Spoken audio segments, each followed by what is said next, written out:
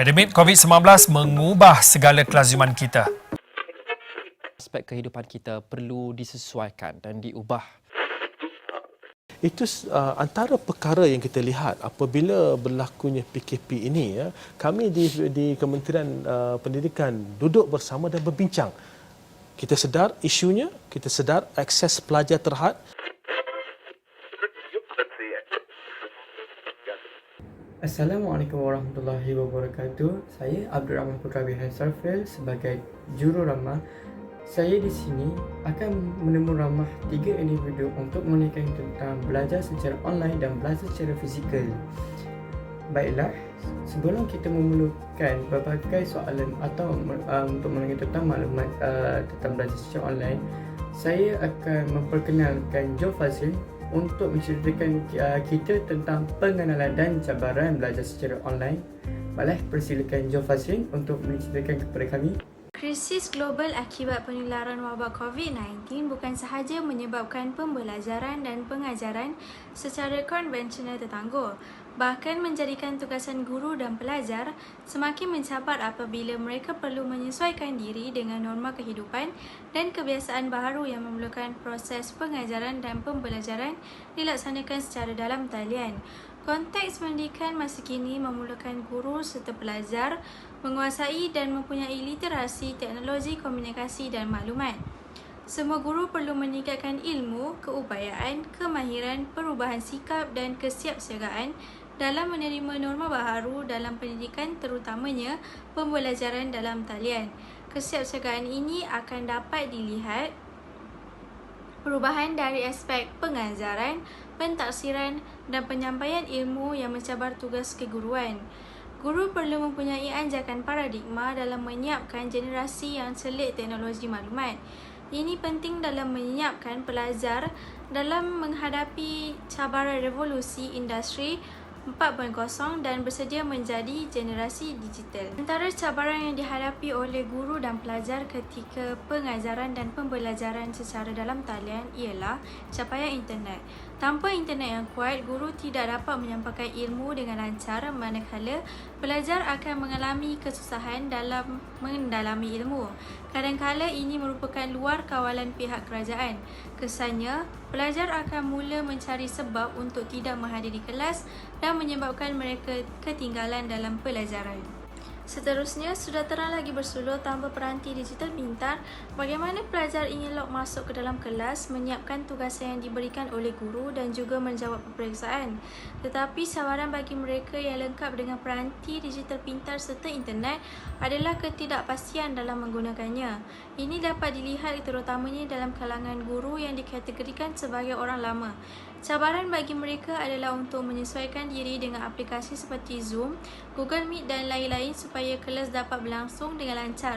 Selain itu, guru harus pintar mengendalikan kelas secara dalam talian dengan kreatif supaya dapat merangsang semangat pelajar untuk terus gigih dalam menimba ilmu. Sebagai contoh, guru harus menggabungkan animasi, kartun dan video ke dalam PowerPoint. Cabaran terakhir yang dihadapi semasa sesi pengajaran dan pembelajaran secara dalam talian dilaksanakan ialah suasana yang kurang kondusif. Keluarga yang memiliki rumah yang selesa pasti tidak akan merasai masalah ini. Lain pula bagi golongan yang tinggal di rumah yang sempit dan perlu berkongsi bilik dengan adik-beradik yang lain.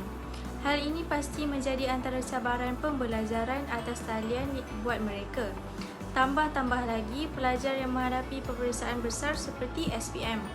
Suasana riuh rendah di rumah, ruang belajar yang tidak selesa akan menyebabkan mereka sukar untuk memberi tumpuan ketika sesi pembelajaran dalam talian dijalankan.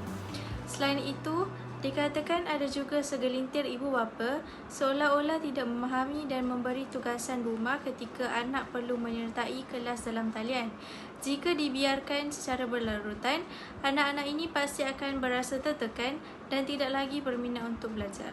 Terima kasih daripada Joe Fazil menceritakan kami tentang pengenalan dan cabaran. Baiklah, saya akan menjemput Fatimah Aliyah untuk menceritakan kami tentang kelebihan dan kelemahan belajar secara online. Baiklah, silakan Fatimah Aliyah. Antara kelebihan pembelajaran secara online yang pertama sekali adalah fleksibel. Apabila para pelajar mengikuti proses pembelajaran secara atas talian, mereka tidak perlu bergerak ke mana-mana pusat pembelajaran, sebaliknya hanya berbekalkan internet yang lancar dan medium pembelajaran yang mencukupi seperti komputer riba. Proses ini dapat dilakukan di rumah masing-masing. Ini akan memudahkan untuk belajar secara autonomi mengikut masa yang sesuai dengan mereka. Justeru, mereka akan mempunyai masa yang mencukupi untuk belajar secara online dan juga melakukan urusan peribadi. Yang kedua ialah tiada had sekatan. Kebanyakan medium pembelajaran atas talian seperti Zoom tidak mempunyai halangan untuk dilakukan secara global. Justeru, pembelajaran dapat dilakukan bersama siapa sahaja dari seluruh dunia. Sebagai contoh, kursus jarak jauh dapat dilakukan, contohnya kelas bahasa Korea dapat dilakukan dengan guru warga negara Korea sendiri yang akan menjadikan pembelajaran tersebut lebih menarik dan berkualiti. Yang ketiga ialah pembelajaran secara real time. Sekiranya terdapat apa-apa perubahan atau pembetulan terhadap pembelajaran, para guru boleh update secara real time bersama pelajar mereka pada bila-bila masa melalui pesanan segera, contohnya aplikasi WhatsApp. Mereka juga boleh membuat persidangan video untuk memaklumkan tentang perubahan tersebut. Oleh itu, para pelajar akan menjadi lebih up to date akan pelajaran mereka. Di sebalik kelebihan-kelebihan pembelajaran secara online, terdapat juga beberapa kelemahannya.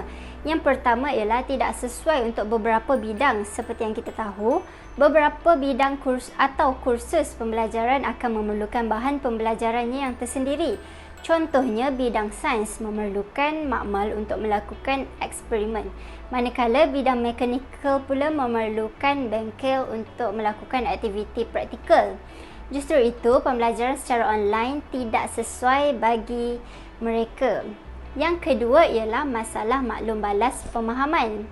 Dengan metod pembelajaran secara online, guru tidak dapat melihat muka para pelajar secara fizikal dan membaca air muka mereka terhadap pemahaman pembelajaran. Segelintir pelajar hanya akan memberi maklum balas positif terhadap pelajaran sedangkan mereka tidak faham. Dari sudut lain pula, para pelajar tidak mempunyai guru mereka secara fizikal untuk tersenyum kepada mereka dan memberitahu kepada mereka bahawa mereka telah melakukan kerja yang sangat baik. Dan yang terakhir ialah medium pembelajaran yang berkos tinggi. Walaupun pada masa ini kita berfikir bahawa ini tidak dapat menjadi kelemahan yang penting, masih terdapat beberapa negara yang tidak mempunyai sambungan internet di semua tempat atau bahkan orang yang tidak mempunyai internet di rumah mereka. Terdapat juga beberapa pelajar yang tidak berkemampuan untuk memiliki komputer riba ataupun tablet untuk sebagai medium pembelajaran. Ini menjadikan mereka ketinggalan di belakang sekiranya pembelajaran diteruskan secara online. Alhamdulillah, terima kasih banyak kerana telah menceritakan banyak tentang kelemahan dan kelebihan belajar secara online. Baiklah, ini adalah individu yang terakhir yang kami akan menemu ramah, iaitu Muhammad Nu'man, yang akan menceritakan kita tentang perbezaan belajar secara fizikal dan belajar secara talian, dan juga dia akan menceritakan tentang usaha bagaimana seorang murid dan seorang guru untuk mengadaptasi diri dalam belajar secara talian. Baiklah, Nu'man, persilakan. Assalamualaikum warahmatullahi wabarakatuh. Saya Muhammad Nu'man, saya Mizaini. Saya akan menerangkan tentang perbezaan antara pembelajaran secara fizikal dan pembelajaran secara atas talian. Pertamanya, secara fizikal, pelajar lebih berdisiplin dalam persediaan untuk pergi kelas. Ini kerana terdapatnya peraturan. Manakala pembelajaran secara online tiada peraturan, so pelajar boleh buat seperti mereka, dan ada juga setengah pelajar yang berani bermain game sambil kelas. Kedua, persekalaran yang lebih kondusif dapat dicapai jika belajar secara fizikal. Manakala pembelajaran secara online, persekalarannya adalah kurang kondusif. Ketiga, kebaikan pembelajaran secara fizikal adalah guru atau lecturer lebih mudah untuk memantau para pelajar. Ini kerana mereka boleh pusing sekeliling dan melihat sama ada pelajar mereka siap homework atau tidak. Manakala pembelajaran secara atas talian, ramai pelajar tidak membuka kamera mereka. So, lecturer susah untuk cek, memantau pelajar mereka. Okay. Kemudian, saya akan menerangkan tentang usaha kerajaan bagi memastikan setiap guru dan pelajar bersedia untuk menghadapi pembelajaran norma baru. Pertama, kerajaan adalah program TV. Kementerian Pendidikan Malaysia memperkenalkan program TV pendidikan melalui Radio Television Malaysia untuk membolehkan pelajar mendapat akses kepada bahan pembelajaran melalui platform alternatif terutamanya semasa situasi pandemik. Kedua, KPM mengeluarkan manual pembelajaran secara atas talian. Kementerian Pendidikan Malaysia telah mengeluarkan panduan kepada para guru untuk dirujuk dalam mengendali pembelajaran secara atas talian. Manual ini mempunyai panduan secara menyeluruh meliputi pelajar-pelajar yang berada di pedalaman. Ketiga, bantuan telefon pintar percuma melalui Belanjawan 2021. Kerajaan akan memberikan bantuan telefon pintar percuma kepada pelajar sekolah dari keluarga B40 yang berminat. Mereka perlu mendaftar di laman sawang tertentu dan memberikan pengesahan kelayakan penerimaan bantuan tersebut. Justru, semua pelajar bakal mendapat medium pembelajaran masing-masing dan tidak ada pelajar yang ketinggalan. Itu sahaja daripada saya. Sekian, terima kasih.